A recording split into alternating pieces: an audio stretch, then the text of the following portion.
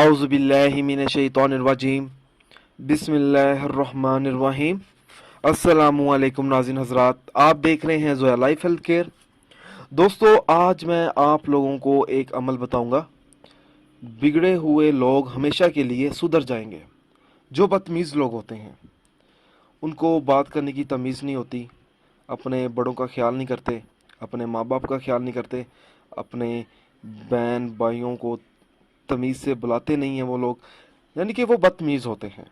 उनको अच्छे रास्ते पर लाने के लिए ये अमल है और ये वजीफ़ा बहुत ही आसान है।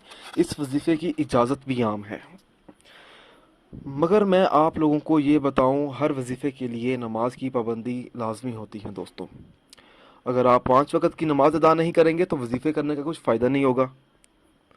तो ऐसे में अगर कोई शख्स है जो बदतमीज़ हो और दूसरा शख्स जो चाहता है कि वो अच्छे रास्ते पर आ जाए, बदतमीज़ी छोड़ दे, प्यार से बात करे दूसरे से, तो ऐसे में उस शख्स को चाहिए कि 40 दाने गंदम के ले, इन पर बावजू हालत में 3 बार सूरत कौसर पढ़कर दम करे और इन दानों को किसी परिंदों को डाल दे, तो इंशाल्लाह ताला वो शख्स बदतमीज़ी कभी भी नहीं करेगा, अपने वालिदैन का ख्याल करेगा, यानी कि वो अच्छे रास्ते पर आ जाएगा।